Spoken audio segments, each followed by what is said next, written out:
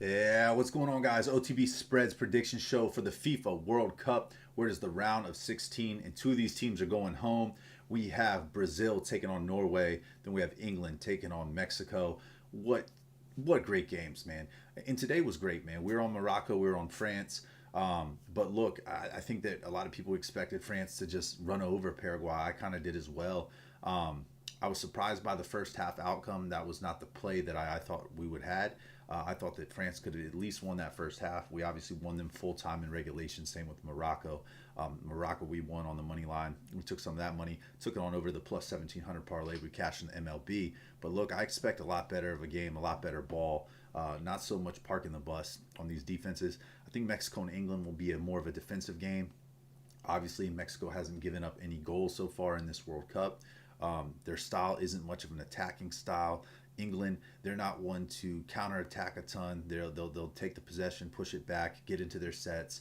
Long as Mexico's not giving up a ton of corners and let them get into too many set pieces, I think this game could be a fairly low scoring game. I lean on the under 2.5 goals. I think that's definitely a good look. Under 2.5 in regulation, that is. And I think the books are screaming it. If you look at the way all the books are priced similarly, very similar on that line, under 2.5 is one where they feel like that's the more probable outcome than the over 2.5 in this game. I like the under 1.5 goals in the first as well. I think that there's value on the Mexico plus 1.5 regulation spread. I do as well with Norway. If you want to take both of those plus 1.5s, I like them both. Bet 365 has a +1 for Mexico on the half line. Same with Norway. I think you could two leg both of those spreads for the first half. They're valid. If we want to go over here and take a look at the edges, guys, on that matchup that we're talking about right now with Brazil and Norway. Look, Brazil has two edges. They do outscore and push the pace attacking wise a little bit more than Norway, but it's not enough. It's just not enough for this to be a blowout game. I think that you have one of the best strikers in the world in Holland. I know they have Vinicius Jr. and Rafinha and Neymar and all these guys you can name. Mateus Acuna. They got all these great players over there in Brazil.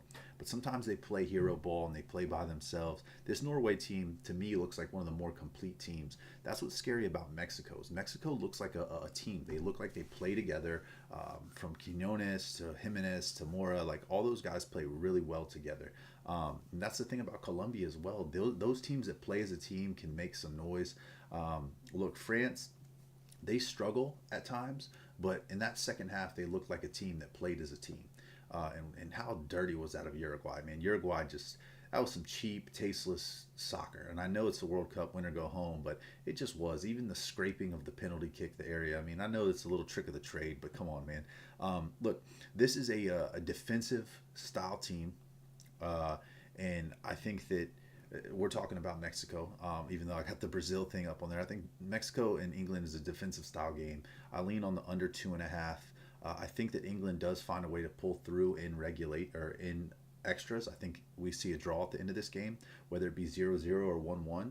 I think that's kind of how it shakes out and does go to extras. I think London or England, I was going to say London, finds a way to get it done. I would go England on the money line, but that's England I think is minus 140 on the money line to advance. I wouldn't play them in regulation.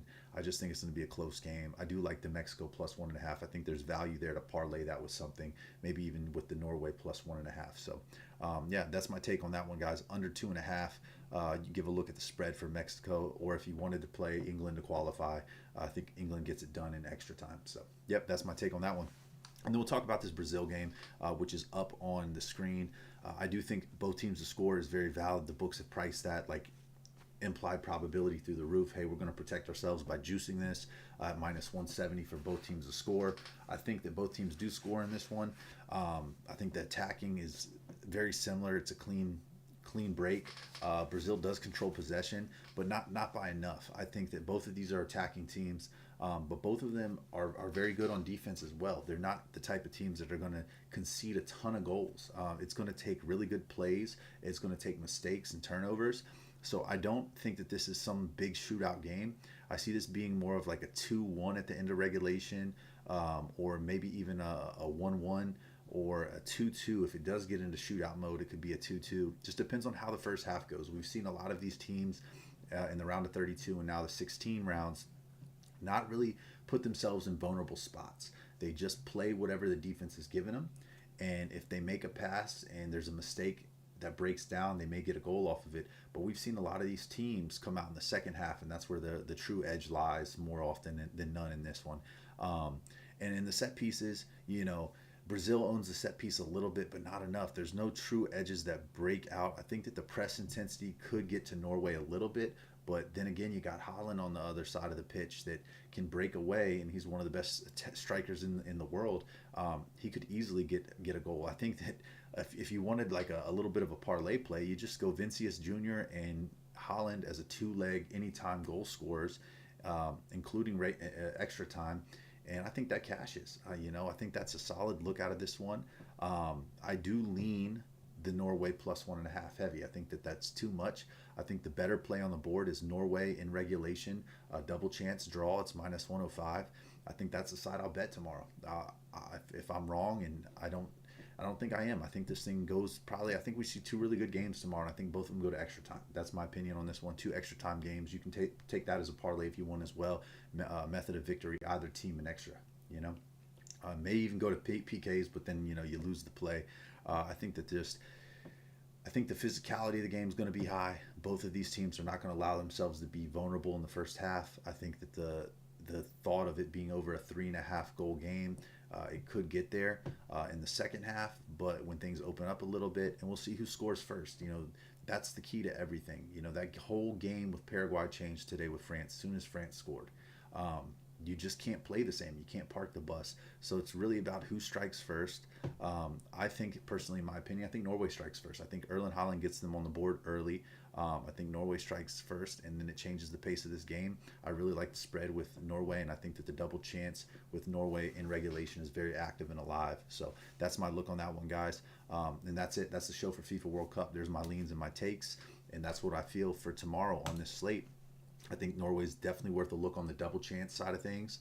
And I think that Mexico on the first half, getting a +1 on the first half, you pair that up, or you go Mexico plus 1.5 with Norway plus 1.5. Bet365 has a really good line for Norway at +2 at like minus 250 that you can pair with something. You want to pair that with the under 2.5 goals, or just play the under 2.5 goals in regulation on England. I think it cashes. I think it goes 1-1 correct score or 0-0. If it didn't go that route, it would probably be England winning it in regulation 1-0. Like I said, I do think England finds a way to get it done. They just have a lot of offensive talent with Harry Kane, Jude Bellingham, Anthony Gordon. They've got a lot of really good players over there on that England team. Madueke, Marcus Rashford, like so many guys, and a lot of them are Premier League guys. And I know people are saying, "Oh, Mexico's playing at Elevation in Mexico City at Azteca," but look, man, this is a really good England team. It's hard for me to get on here and give a take saying, "Hey, take anything Mexico." But Mexico's defense is no joke. They're not going to open themselves up. They're not going to over attack. You can already see here on the signals with this Mexico game. Let me just click on it again on this Mexico game.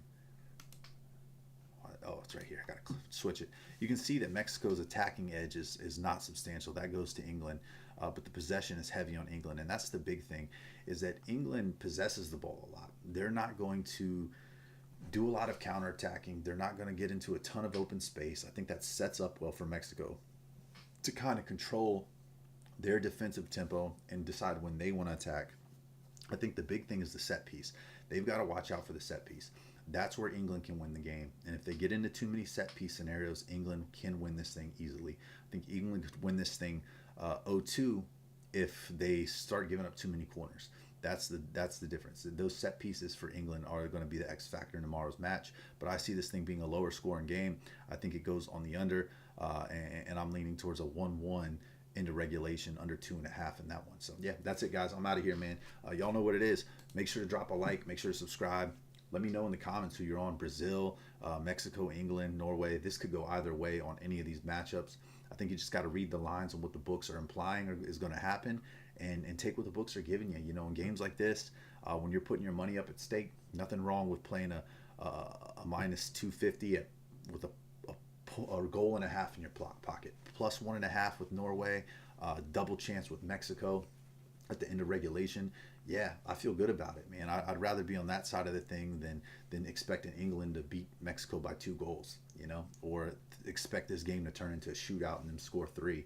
So I think it's more likely to be a lower scoring affair, and I want points in my pocket. So that's where I'm at. But yeah, that's the take, man. Y'all have the take there, and I wish y'all well on your parlays tomorrow, on your straight bets, and maybe profitable. Let's see where we go. I'll have my soccer plays out here in just a little bit. I'm deciding on what I want to bet, how heavy I want to bet them, and what's going to be my lock of the day out of World Cup tomorrow, what goal scorers I'm taking, and that's it. If you want those plays, go to the descriptions tab, click on the winnable link. You guys are looking at Blowout Alert. You can sign up and see everything I'm seeing for free on FIFA. FIFA's completely free, guys. So I'll see y'all next time, man. Book the one way.